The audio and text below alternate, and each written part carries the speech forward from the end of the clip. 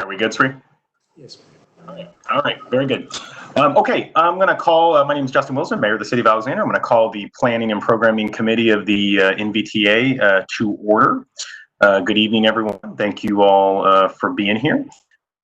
Let's call the roll here. In addition to myself, Mayor Rochelle, you are on? Yes, correct. Thank you. Great. Do we have Councilmember Snyder? Yes, I'm on. Can you hear me? Yes, we can. Chair Wheeler? Yep, I'm here. Thank you. And Mayor Meyer. I'm present as well. Thank you. All right, wonderful. All right, well, thank you all for showing up. This is obviously an important meeting, and we also have a couple other members of the authority who are on here, and I want to make sure we introduce them. We have Mayor Parrish, Director Mitchell, and Senator Boysko. And welcome, Senator Boysko, to our august body here. We are happy to have you. Thank you very much. Yeah. My mom saw your appointment and she's like, you know, Senator Boysko's joining MVTA. You got to say hi to her for me. And I was like, okay, I'll get on that, Mom. So there you go. My mom was excited that you were joining MVTA. All right, let's go ahead. We do have a resolution that we need to adopt pursuant to the electronic form. I'm gonna just read a quick statement here. As a result of COVID-19 and Governor Northam's declaration of a state of emergency. We gotta mute someone there.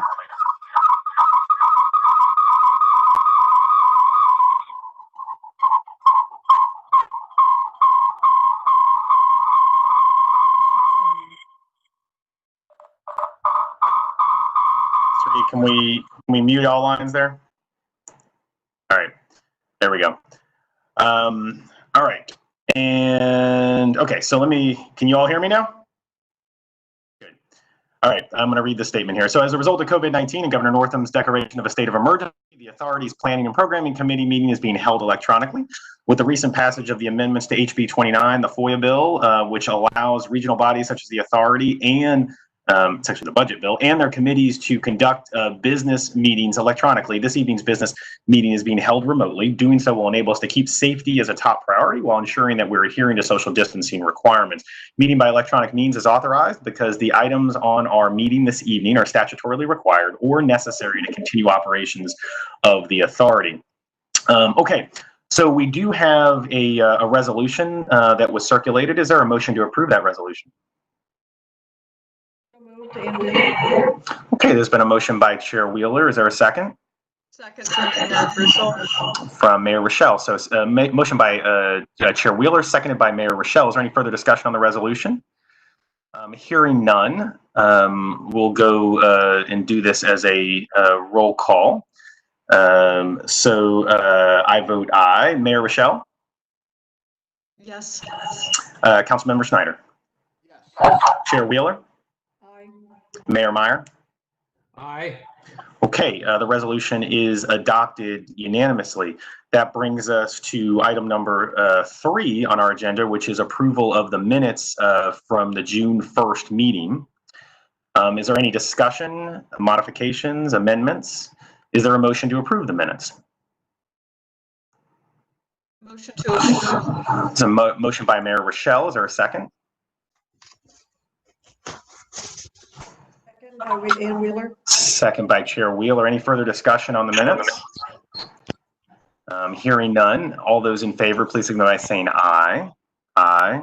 Aye. Opposed, say nay.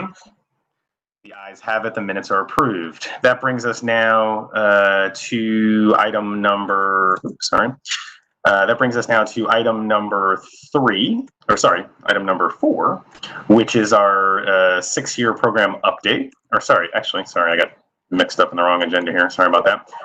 Item number 4, which is our 6-year program recommendations. And at this point, I'm going to turn it over to Mr. Jasper, who's going to give us an overview on the recommendations, and we'll have some discussion about the actions that the body needs to take this evening.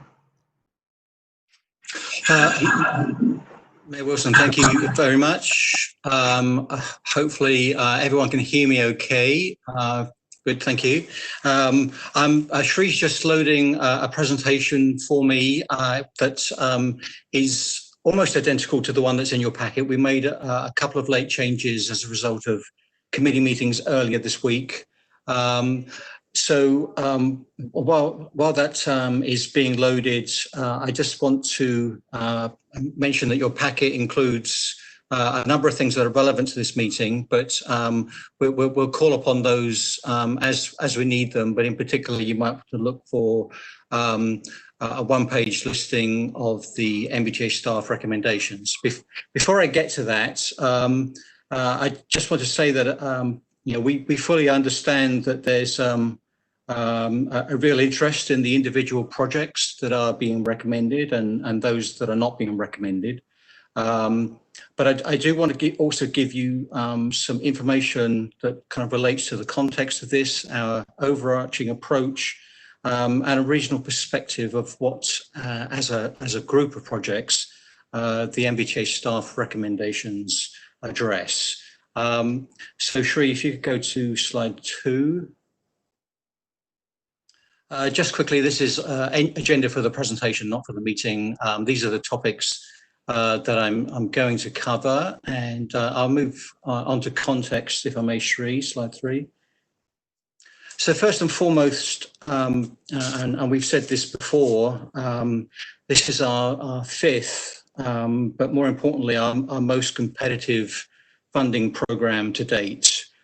You'll see in the bottom row of this slide that we have $1.44 billion in funding requests, chasing 522 million available dollars for this program.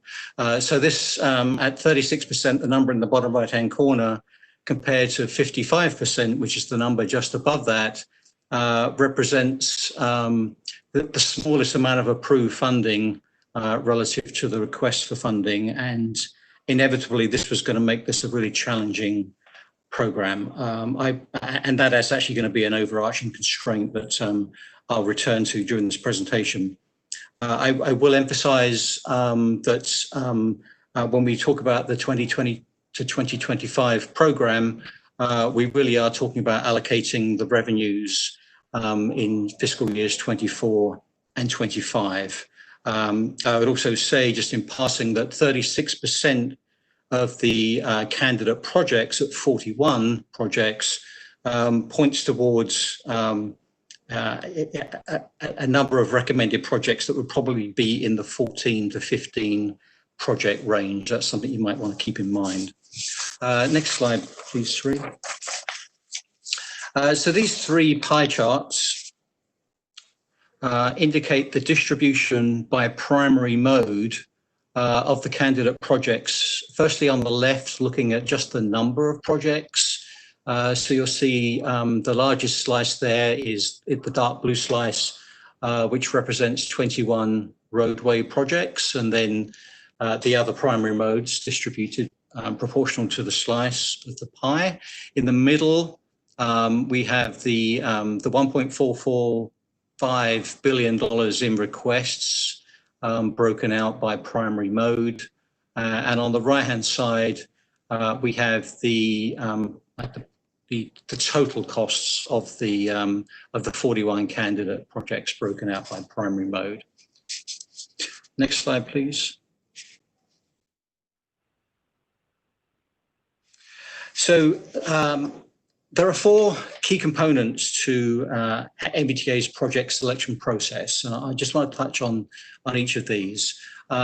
Firstly, there is an eligibility review, and all of the 41 projects we're considering passed the eligibility review many months ago, and so we're all good here. But basically, to be eligible, a project has to be in transaction, there has to be a governing body resolution from the applicants, and the project must be located in Northern Virginia.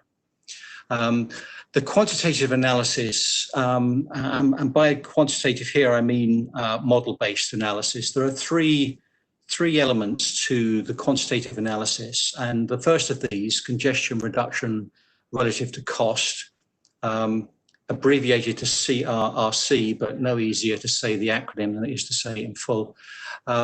This is a very, very important part of the quantitative analysis. And that's because Virginia Code requires the authority to give priority to projects that achieve the greatest congestion reduction relative to cost. So this is a real starting point for our evaluation in every cycle. But also we consider what we refer to as transaction project ratings. These were previously called HB 599 ratings because of the legislation in 2012 that established this requirement in Virginia Code. And it's somewhat similar to CRRC, but it is also different because it doesn't feature the cost element, and it looks at a much broader range of performance measures which are now embodied within transaction. The final part of the quantitative analysis is new for this cycle. It's what we refer to, or actually what Virginia Code refers to as long-term benefit. And essentially, what long-term benefit does in terms of a requirement for the authority is that over the long term, you have to ensure that each of the 9 member jurisdictions receives a benefit that is approximately equal to the proportion of revenues attributed to each member jurisdiction. So if, let's say, Alexandria, since you're the chair, generates 10% of the revenue for Northern Virginia Transportation Authority, then over the long term, the city of Alexandria should expect to receive approximately 10% of the benefit from the investments that NVTA makes with the regional revenues. Now, I would add that while we're looking at this for the first time in this cycle, we're actually not emphasizing long-term benefit as a part of the analysis. There are a number of reasons for that, which I can go into later, but I won't dwell on that now. Qualitative analyses, these are also objective analyses and objective measures, but they're not model-based. So you'll see them listed. I probably don't need to dwell on any of these, but other than perhaps the last one, which is modal and geographic balance, where in every funding cycle, we try to ensure that we end up with a set of recommendations that are both modally and geographically balanced across all the primary modes and across Northern Virginia. The fourth component of the project selection process is public comments. Most of you were involved in the public hearing that was held on May 14th. The public comment period itself ran from mid-March until May 24th. And that is obviously an important part of our process as well. Next slide, please, Sheree.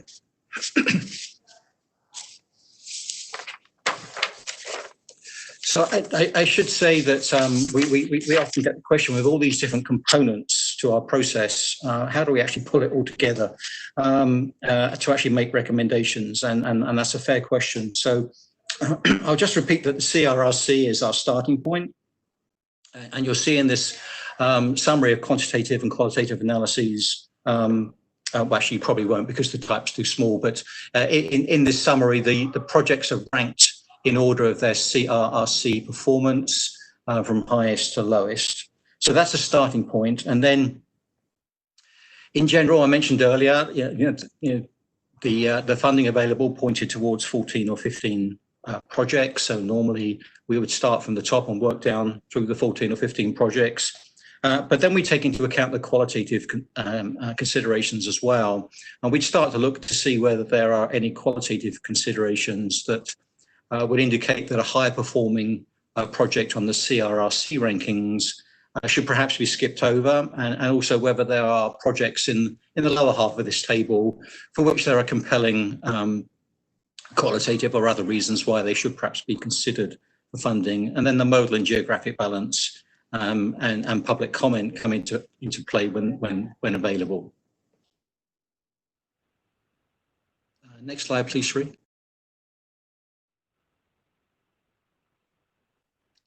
So I mentioned the qualitative and quantitative analyses in the previous slide, and And here we have the public comment summary. This is the only slide I have on public comments, but I think focusing on the visualization on the left-hand side, and we did present an overview of this to you at your last authority meeting.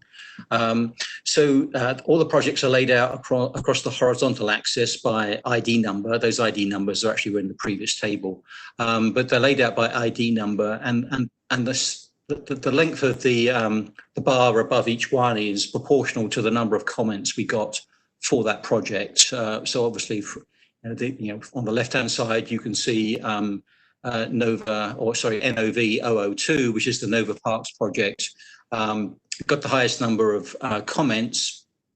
And in green, you can see the comments that were supporting the project, and in orange, you can see the comments that were opposing the project. And you would have heard during the public hearing there were a lot of opposing comments for this project. When we finished the public comment process in total, there were quite a number of supporting comments as well. The next project to that is from Prince William County, PWC 025, and this is the Van Buren Road Extension Project, which is parallel to and slightly west of I-95 in the southern part of the region. And here you can see there was a fairly even mix of supporting and opposing comments. And then the next two projects are from the two projects from the City of Falls Church, one of which both of which got overwhelming support, but the first of those two got a lot more support than the other one. And then as you look across this visualization, there's a very distinct taper, and towards the very end, there are 5 projects that had no comments attributed to them at all. Briefly on the right, we show the same visualization, but with a number of additional projects with more comments and slight redistributions of the of some of the other green and orange sections on the left-hand side.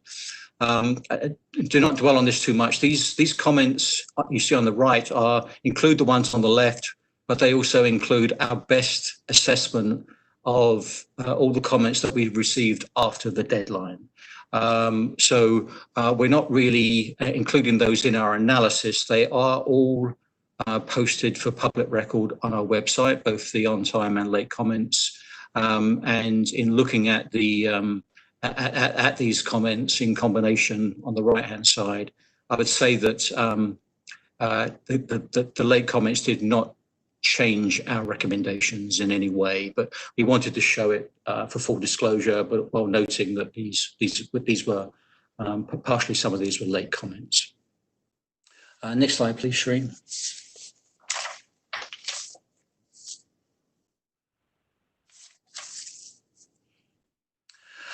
So I'm turning to the overview of our staff recommendations. We're recommending, rather than the 14 or 15 projects I mentioned earlier, we're recommending 19 projects out of the 41 for funding.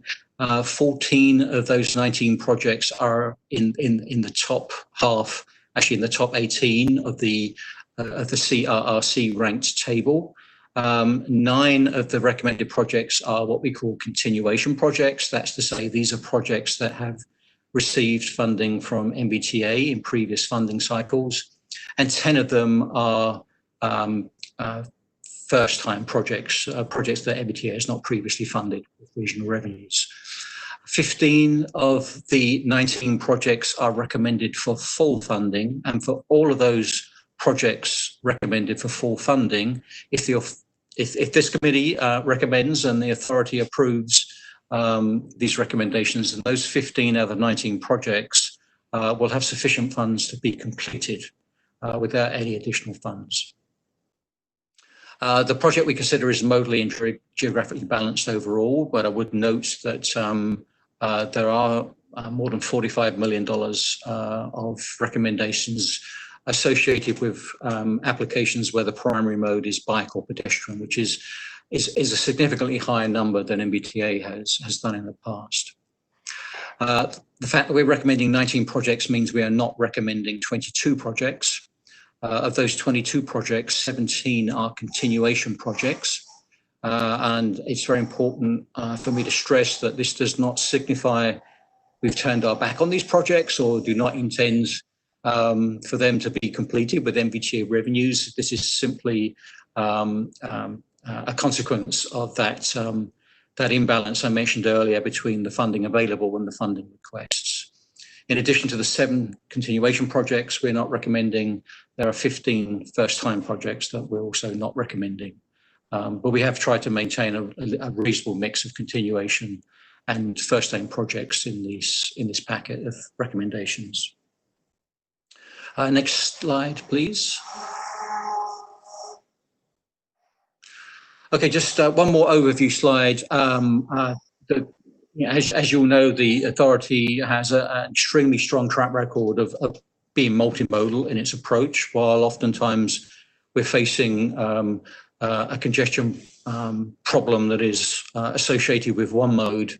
We really have observed a fantastic track record in looking at all modes to address the mobility challenges of Northern Virginians and Northern Virginian businesses, and to support the economic vitality of the region. So what you will see in these packets, when this packet of recommendations, when you take it together, a continued emphasis on road, rail and transit in the Route 1 VRE Fredericksburg line corridor, a continued emphasis on the Fairfax County Parkway corridor, which, although it's entirely self-contained within Fairfax County, is something that is very important for folks moving longer distance through the area, into and through the area. Continued emphasis on bus rapid transit solutions, BRT solutions. Increasingly synergies within the Crystal City area and the western section of Falls Church. Synergies that is related to previous NVTA funding programs and other funding initiatives. An increased focus on grid network solutions, and by that I mean missing gaps type projects which enable trips from A to B to be completed without having to go onto severely congested arterial routes, thereby enabling everyone to have a faster, more reliable trip without additionally congesting those primary arterials. And an increased focus on active transportation solutions, as I mentioned earlier. And keep in mind that in all our evaluations, we're not just looking at today, we are looking out through the year 2040. So as we've mentioned before with transaction, you should anticipate an increase of 24% in population and an increase of 37% in employment in the Northern Virginia region. So that is one of the reasons why we look out to the future as well. Next slide, please, Sri. So I'm going to go through the recommendations in 4 groups. The first group comprises the 3 largest funding recommendations.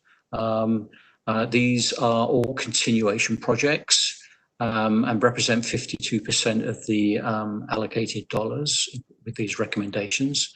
The first project actually is one of 4 projects for which we are recommending partial funding.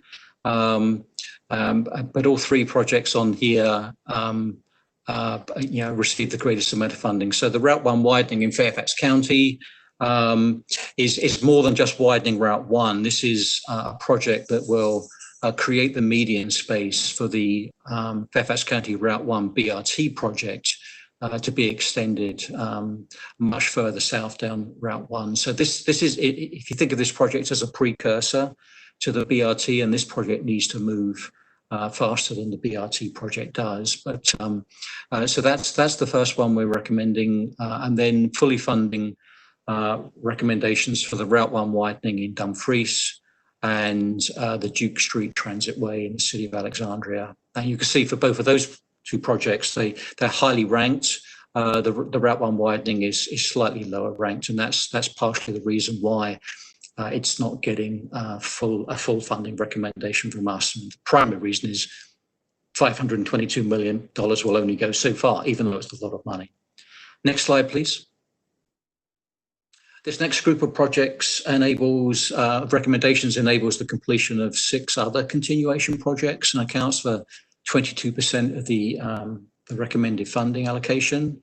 The first two projects are in Fairfax County, are both highly ranked. Then in Prince William County, the Summit School Road extension and telegraph widening, which, if you're not familiar, is again slightly west of I-95, and will enable much improved access to one of the largest park and ride facilities in Northern Virginia. Next is Crystal City Station improvements for VRE. This will enable them to construct a project to relocate Crystal City Station and enable some other synergies, which I'll touch on shortly. For the City of Fairfax, the Old Lee Highway multimodal improvements, and then also for the City of Fairfax, the roadway network North Fax West, which is where 123 and 2950 come together in the heart of the city. Next slide, please. These next 7 projects are receiving NVTA regional revenues for the first time and accounts for 20% of the total, and they'll all be fully funded with this money. First 2 projects in Loudoun County. The first one connects to the Dulles Greenway and enables a complete connection to the south and the east of Leesburg, so that will relieve traffic that is trying to bypass Leesburg or local traffic, which is trying to avoid the Route 15 bypass for Leesburg. The CC2 DCA is the Crystal City to Ronald Reagan National Airport connector, intermodal connector. And this ties into the VRE Crystal City Station I just mentioned. And in a previous funding cycle, the authority allocated funding to the second, the east entrance to Crystal City Metro Rail Station. So there's the real makings of a transportation hub there, and there are a number of other projects that NVTA has funded for the county, which are part of that hub. Also in Arlington, the Roslyn Multimodal Network Improvements. The next project in Prince William County, North Woodbridge Mobility Improvements, enables some connectivity where Route 1 and 123 meet. So this is one of those kind of grid network improvements. In the City of Falls Church, the West Falls Church, access to transit and multimodal connectivity. This ties in with a project we funded in the last cycle, connecting the WNOD Trail to the West Falls Church campus, which is right on the doorstep of the West Falls Church Metro Rail Station. And finally, also in the City of Fairfax, the Government Centre Parkway extension, which is kind of in the wedge between Route 29 and Route 50 on the western side of the city. I think the area is known as Camp Washington. Next slide, please. So the final group of projects here is the other 3 projects for which we're recommending partial funding. These 3 projects are also new projects for NVTA. So I just want to spend a little bit on each of these just to give you an understanding of what's going on here. You'll notice that they've got relatively lower, certainly the first 2 have got relatively lower CRRC ranks. The DRPT Franconia Springfield Passenger Rail Bypass Project, functionally what this project is doing is as part of the larger DC to Richmond high-speed rail project, which we've not been asked to fund, but this is a component of that. But it has been evaluated as a standalone component because it will functionally work as a standalone component. And what this does, just north of the Occoquan, just south of the Franconia Springfield Station on VRE and Metro, this project will enable an overpass bridge to be constructed, which will take one set of tracks over the other set of tracks. And if you think of it as converting a traffic signal intersection to a grade separated interchange, this is what this project will do. And the benefit of that is that it will separate passenger trains from freight trains. It will take out a major conflict point where one or other train has to wait for a train to pass, and I think typically it's the passenger trains who might wait for the freight trains. So there's a lot of unreliability under the existing arrangements, and this project takes that unreliability away. It will enable faster trains, which in turn will enable increased capacity and a more attractive service. So DRPT requested 100 million. With the financial constraints I mentioned, we're recommending 15 million for this project. We're also recommending 15 million for the Soapstone Drive extension project in Fairfax County. This is in the kind of the western section of Fairfax County. And this is a north-south connection that is parallel to Reston Parkway to the west and Wheelie Avenue to the east. And Wheelie Avenue, as you know, is the current terminal point of the Silver Line. What this project will do is actually form a bridge over the Dulles Toll Road, the Dulles Airport Access Road, and the Silver Line Phase 2 without connecting with either the Dulles Toll Road or the access road. So it will provide an option for folks who want to go from North Reston to South Reston to avoid having to go on the heavily congested Wheelie Avenue or Reston Parkway. And so this is kind of another grid network improvement. It will have a northbound or southbound lane, a central left turn lane for both directions, a bike lane on the road, a sidewalk on one side and a kind of combined bike trail path on the other side. So as with many of our highway projects, they also come with significantly upgraded bike and pedestrian facilities. We don't call that part of the primary mode. The primary mode here is highway, but it does come with some significant additions to the bike and ped network in that area as well. And the final project that we're recommending for partial funding is the the Nova Parks project in Arlington to enhance the WNOD trail with a dualling project similar to the one that you funded in the previous 6-year program cycle through the City of Falls Church. The Parks Authority requested 5.6 million for this project. We're only recommending 650,000. The 650,000 will enable the Park Authority to undertake the preliminary engineering and design work, and that will address a number of the concerns that were addressed by citizens, as I mentioned on the earlier slide about public comment. So this kind of essentially kind of puts a pause on the project between what we're funding here and future construction. The Park Authority requested amount includes construction, and we do not feel able to fund the construction piece of this until the preliminary engineering and design has been completed to address various environmental issues, concerns about the environment and wildlife, and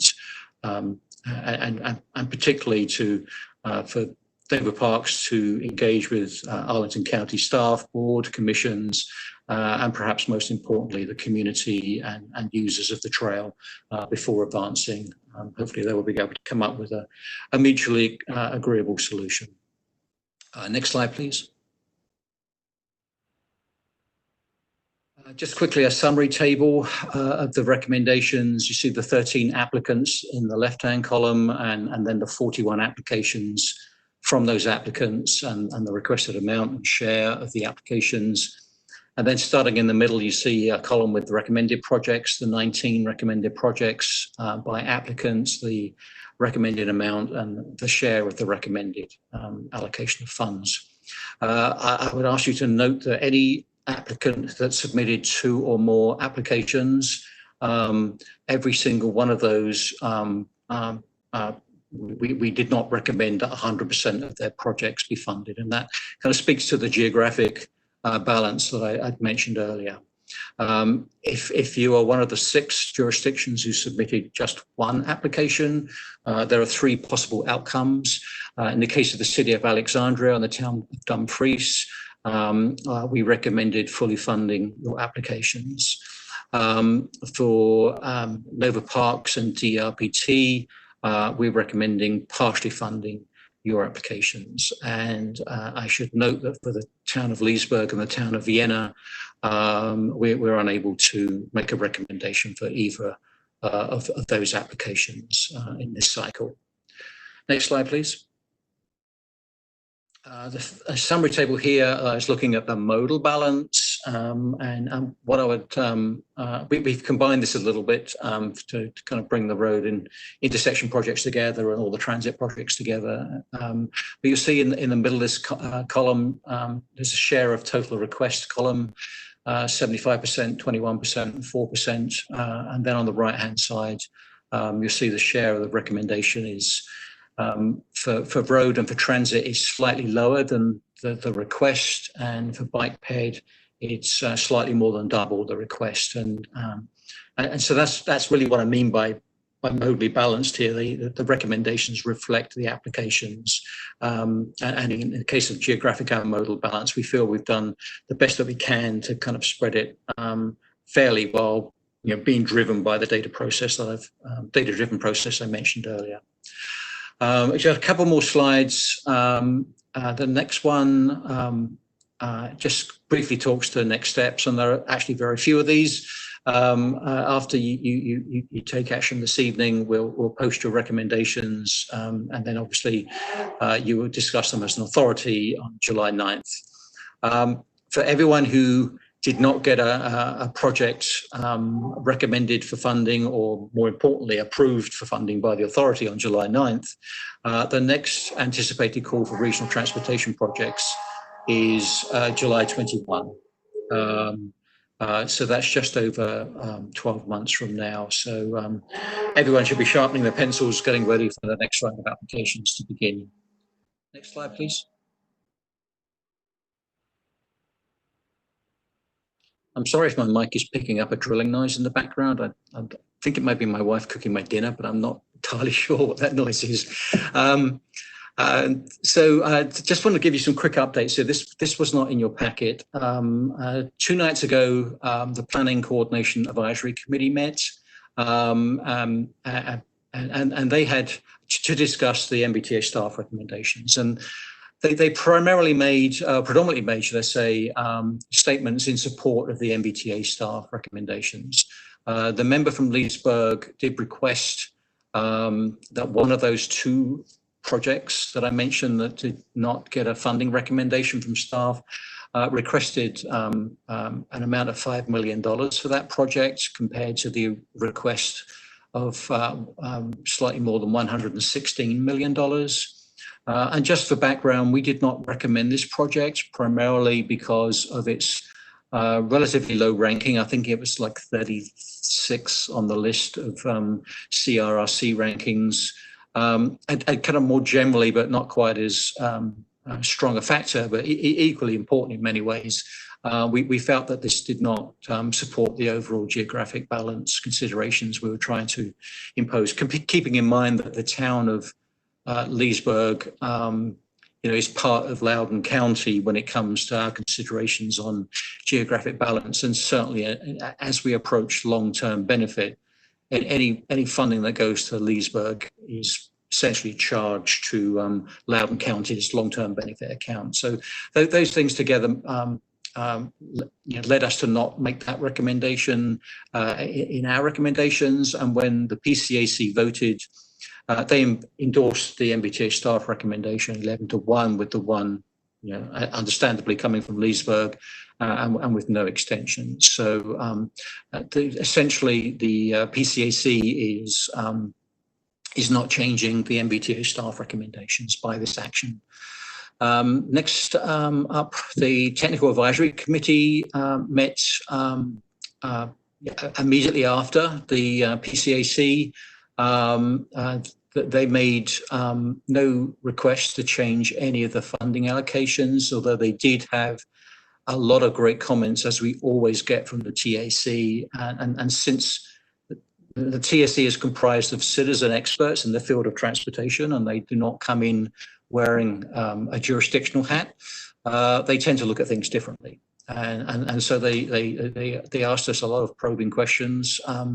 And one of the more probing of those questions was, why was it we were not recommending some of the higher ranked projects, and why were we recommending some of the lower ranked projects? So, we had a good discussion about why that was, and I've touched on it earlier in this presentation about our approach comprising many components. And while the CRRC is important and it's an important starting point, it is a tool. It is not the only tool in the decision-making process. The TSE endorsed the staff recommendation, unanimous, 6-0, and there was one abstention on the grounds there's one new member. One of the new members of the TAC did not feel he had sufficient depth of knowledge because of his newness to the committee, and felt he couldn't oppose the recommendations. He couldn't support them either, so he abstained. Next slide, please. So essentially, the TAC, like the PCAC, did not change the NVTA staff recommendations. So next we come to the Finance Committee. I know a number of you participated or at least sat in on the Finance Committee meeting yesterday. And I don't normally stray into Finance Committee territory as the transportation planning person.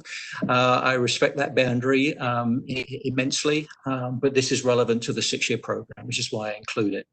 As you know, the Finance Committee has recommended the withdrawal / cancellation of 2 current VRE projects listed on the screen with the balance amounts associated with each of those 2 projects. My understanding is that VRE will address this at a future operations board meeting, and are kind of supportive of this. And so what this does, subject to authority action on July 9th, it does release close to $17 million in previously allocated and appropriated regional revenues. It does make those, let's say, potentially available. I'm not going to prejudge the authority's actions, but it makes those funds potentially available for this funding program. So next slide, Sri. And this is my last slide, and this is where I'm going to kind of essentially hand your Friday evening homework task back to Joe Wilson and members of the committee and authority members who are interested on the call. We would like you to either endorse the NVTA staff recommendations or modify the NVTA staff recommendations. But if you do modify the recommendations, we would also ask you to identify the donor projects from which any revised funding allocations would need to use, because we've allocated all 522 plus million of the available funding. So the only way the committee can really move money around is not just to highlight where it will go, but highlight where it will come from. So that's the first part. And then the second part is to recommend additional projects and funding amounts for additional projects up to the potentially available amount shown on this slide, which, as I would stress again, is still subject to authority action on July 9th. But we would like you to do that in the event that those 2 VRE projects are withdrawn or cancelled, consistent with the Finance Committee recommendation yesterday. And when those 2 things are done, which are your actions, then our action will be to essentially combine this to represent the PPC recommendations, not the staff recommendations, but the PPC recommendations to the authority for the 6-year program. We have a posting deadline requirement required by Virginia Code to post these recommendations, your recommendations, by June 24th. And then all this will enable the authority to take action, not just on the VRE projects, but also on the 6-year program as a whole on July 9th. And with that, apologies for a rather lengthy presentation. I will mute my line and happily answer any questions. Thank you, Mr. Jasper, and thank you for that comprehensive presentation. I also appreciate that you noted that we need to not only identify where we want to spend the money, but where the money would come from, because this meeting would be a lot more fun if we could just decide which projects to add money to without having to identify where it comes from. Let me do two things. One, administrative. First of all, we had a couple additional authority members who joined the meeting during the presentation. I want to recognize Board Member Crystal, Mr. Kolb, and Ms. Hines, who all joined. Welcome. Why don't we kind of divide this conversation in three areas as we go forward. Why don't we start, we'll have any specific questions regarding the overall package of recommendations or how the recommendations were arrived at, a structure of those recommendations. Then let's get into any questions around the specific projects, and if there are any specific questions around individual projects, which we can get through, and then we'll talk a little bit about the money that was freed up and potential approaches to handling that money. So I guess let's start. Are there any questions around the overall package of recommendations, the balance between jurisdictions, anything related to that, the high level questions? Okay. Chair Wilson, Mayor Rochelle. Just a general question. There had been some, I believe it was a question at the last NVTA meeting, if staff is able to tell the residential location of the individual who makes comment on projects. Was staff able to determine that? Not that we want to know specifically where people live, but the general locality where people live.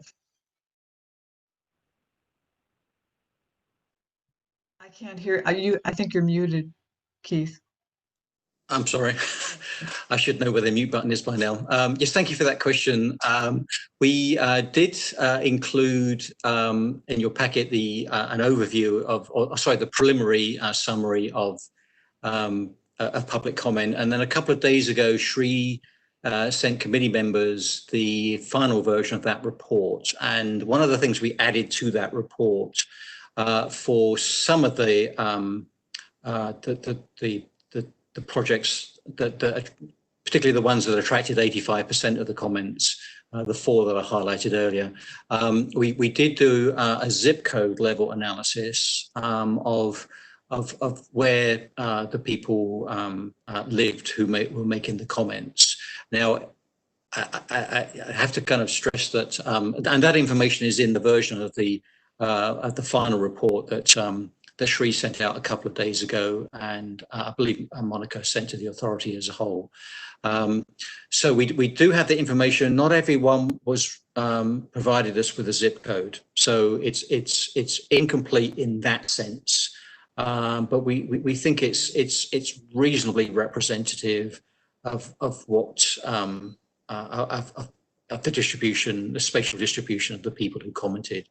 So if you have any specific questions on the four projects with the most comments, which would be Nova Parks projects, the Prince William County Van Buren Road Extension projects, and the two projects in the city of Falls Church, we've done that analysis. There really were not enough comments on the other projects to make a zip code analysis that meaningful, really. But we have that information. I'm sorry, I apologize. How did that break down? What percentage were you able to determine as opposed to not being able to determine? Shri, do you have the relevant pages of that document handy? Shri can post this on the screen. Okay, so this is for the Nova Parks project, and the important thing to note here is that the note at the bottom. So for the Nova Parks project, we received 325 comments. For this project, 131 of those we had a zip code, and there was for those for which we had a zip code, there were 76 supporting and 55 opposing, which I think is broadly consistent with the overall support and opposition for this project. And you can see, from a 30,000 foot view, that on the right-hand side, you see the location of the opposing comments, and they are concentrated in Arlington County. And then on the left-hand side, you can see the distribution of supporting comments. And again, there's a strong kind of focus in Arlington County, but you can also see some pockets of support, you know, kind of through central and northwestern Fairfax County and even out into Loudoun County. So, you know, and that's entirely logical, I think, because, you know, there's probably people who use that trail who use it from a fair distance beyond Arlington County, as well as within Arlington County, obviously. Thank you. We have a similar summary for the other for the other 3 projects that we did this analysis for. Okay. Any other questions, Mayor Rochelle, on the kind of overall structure? Okay. Any other questions from anyone else on the committee around really the kind of overall structure of the recommendations? All right. Why don't we get into some specific questions around specific projects that are either recommended or not recommended? Are there questions about the details of certain projects? Are there any questions either staff or some of our colleagues on the committee or on the authority could answer? Okay. Wow. All right. Why don't we talk a little bit about let's go back to the slide where you had the various approaches for handling the money that is potentially available here, and approaches to handling that. So I think, as I understand it, obviously, if we did nothing, it would remain unallocated, and that'd be something that we would discuss at the board. This committee could make a recommendation as to allocation of this money into various other projects as well. Is that correct? Yes, that's correct. Okay. Are there questions about the money being freed up, the sources, use, or potential opportunities for that money? Mr. Snyder, Councilmember Snyder. You have feedback right now. Do you have 2 devices that are logged on here?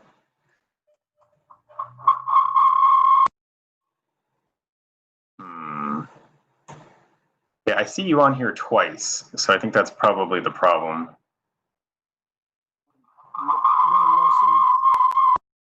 We have to get rid of one of you.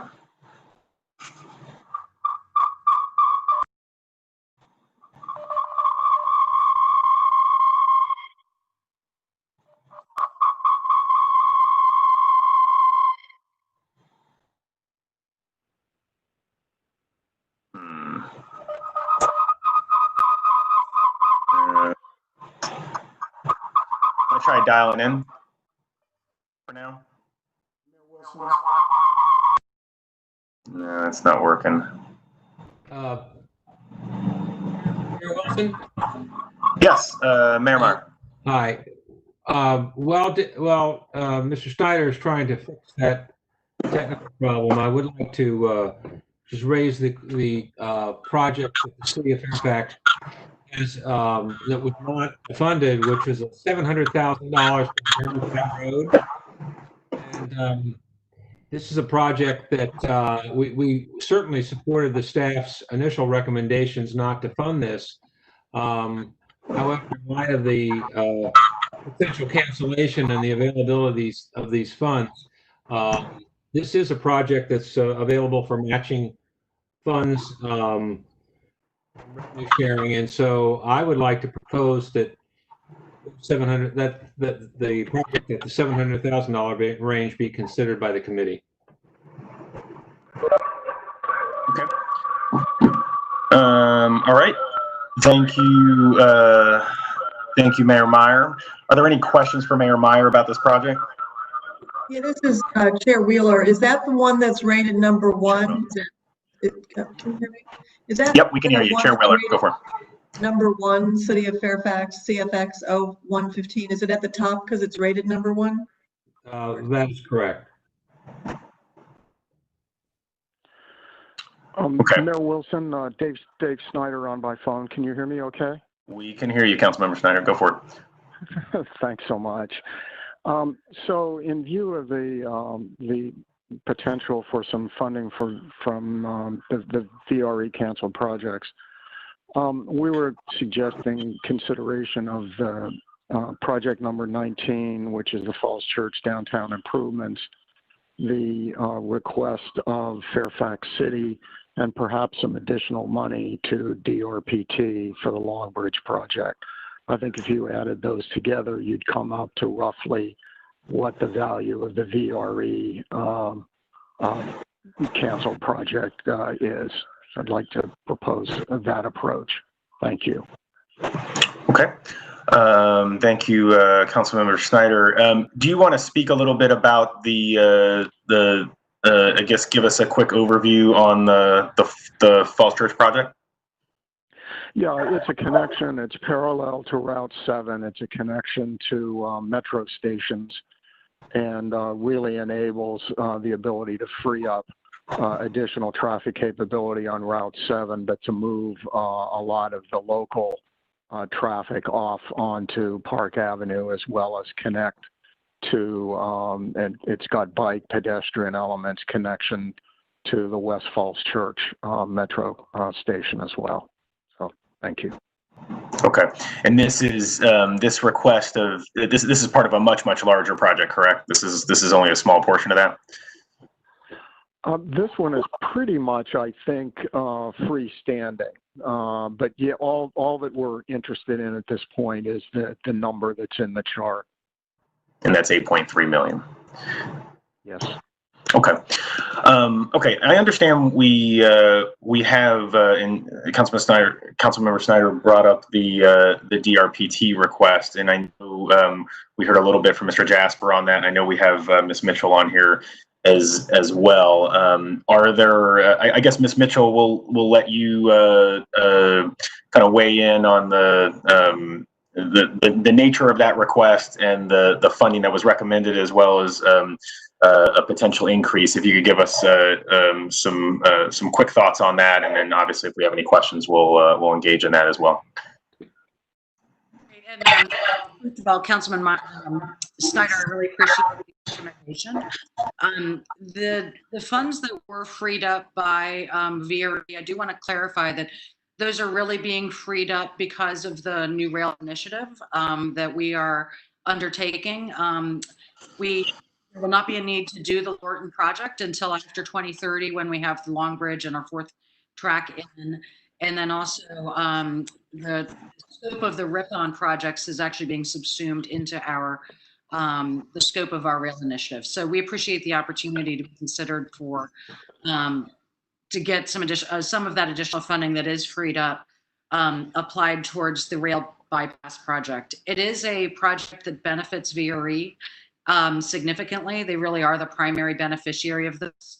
It's going, and it really is the linchpin, one of the linchpin project elements of the entire $3.7 billion rail initiative. So it's a very important project with very great benefits, and we would definitely appreciate the recommendation to receive some of the additional funding that is being put up by VRE. Okay, thank you, Ms. Mitchell. Are there any questions for Ms. Mitchell on the DRPT project and the potential for additional money for that project? Okay. Are there any? I know we have a number of other authority members on here. Are there any members of the authority who have questions as well? I want to give you guys the opportunity to weigh in if necessary. Mayor Wilson, may I comment? Katie Crystal. Yes, Council Member or Board Member Crystal, you're up.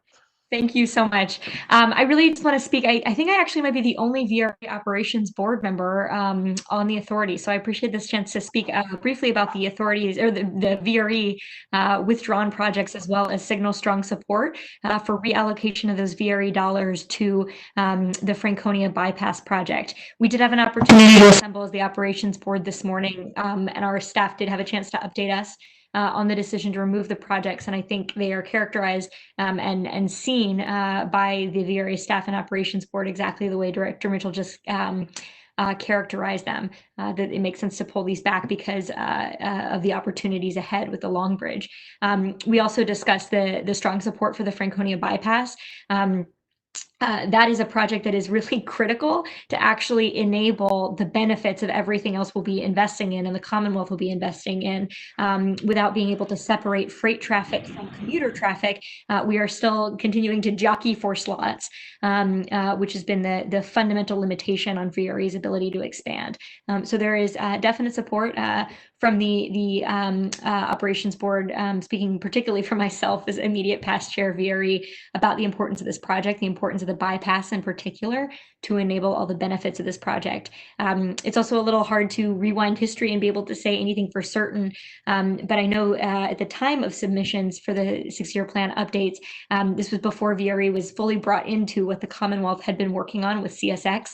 I think it's probably a fair assumption to make, had the sequence of events played out a little bit earlier, and the operations board had the opportunity to see the full scope of the right-of-way acquisition by the Commonwealth, it's quite likely that we might have come forward as a project sponsor here. So to the extent that we're thinking about deallocating VRE projects and potentially allocating that funding to other primary priorities for the VRE, wanted to signal my strong support for that. Thank you to the committee for the chance to share that. Thank you, Board Member Crystal. Any additional comments from members of the authority or members of the committee? Mayor Hal Parrish. Okay, Mayor Parrish. Mayor, thanks for the opportunity. Obviously, I look forward to the meeting on the 9th of July, and we'll, I'm sure, have a great deal of discussion there. But thanks for the opportunity tonight. Thank you, Mayor Parrish. You were just commenting that you're excited for the July meeting. All right, we're all excited. That could mean that we're not going to have as much excitement tonight. That's probably what you're saying. All right. Are there other questions for our staff or other members? For any questions about the details of these projects? If I do not hear any, is there a suggestion? Mayor Wilson? Oh. Yes, who's this? Who are we talking? Sorry. Mayor Rochelle? Yes. I just want to make a comment. It would seem that we're in a position to do a number of things with that funding. I would certainly support Mayor Meyer's request, and I would support Council Member Schneider's request, and there would be funding left over that could be directed towards the request of the DRPT. Yeah, I guess if I'm doing the math correctly, assuming that we allocated $700,000 at the CFX 015 Germantown Road, allocated 8.3 at CFC 005 Downtown Falls Church multimodal improvements. That would leave, I believe, 7.9, which could potentially be allocated to RPT 02, which I believe would bring that project up to, I didn't do that math, that was a 23, I believe, 24. Can't find the list here. Oh, there it is. Yeah, so. Is there perhaps a motion that be something we recommend? That be the modification of the staff's recommendation? May I so move that? I'm sorry, were you making that motion, Mayor Rochelle? Yeah, may I so move that? Yes. So I hear a motion by Mayor Rochelle to approve the staff recommendation for the 6-year program, subject to 3 amendments. Allocating the money from the 2 VRE canceled projects, $700,000 for the Germantown Road CFX 015, $8.3 million to CFC 005, and $7.9 million to RPT 002. Is there a second to that motion by Mayor Rochelle? I will second it. Meyer. And then a second by Mayor Meyer. Is there any further discussion or any questions? Okay. Hearing none, all those in favor of Mayor Rochelle's motion, please signify by saying aye. Aye. Aye. All opposed, say nay. Any abstentions? Hearing none, the motion passes unanimously. I just want to thank our staff and all of the member jurisdictions and their staffs and elected officials for all of their work in preparing these requests and ultimately recommendations. I know our staff had a very difficult challenge in kind of putting together all of these requests with very, very limited resources. And I think the lack of considerable changes is a testament to the good work that they did. So thank you all. All right, at this point, we're going to move on to item number 5, which is the NVTA update. And I'm going to turn it over to Ms. Backman. Ms. Backman. Thank you, Mr. Chair. I know it's been this me? I know it's been a long meeting, but I would just like to thank the members of the authority, your staffs, and everyone for working with us on this. We started this in July of last year, actually. And now that we're moving forward, we do look forward to seeking the authority adoption at your July 9th meeting. Having said that, I think it's wonderful that we are in the position to even move forward with the update of this funding program, given some of the economic and revenue challenges that were created due to COVID. We were not exempt from the revenue impacts of COVID. As Mr. Longy and Mayor Pierce in the Finance Committee discussed, we had a net reduction of $240 million over the life of this 6-year program. But even with that being the issue, we were still able to have a pay-go amount well above the initial $400 million that we thought we would have. So I would like to thank the authority for your work and your tireless efforts to ensure that we are able to continue the core function of this authority. So thank you.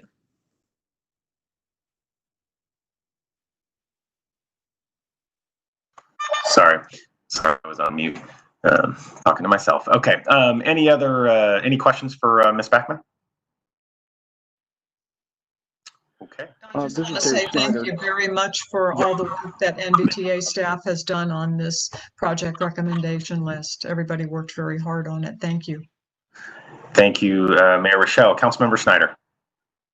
I would just second that. An awesome amount of work by Ms. Backman and the entire staff and the jurisdictional staffs and the elected officials. Thank you.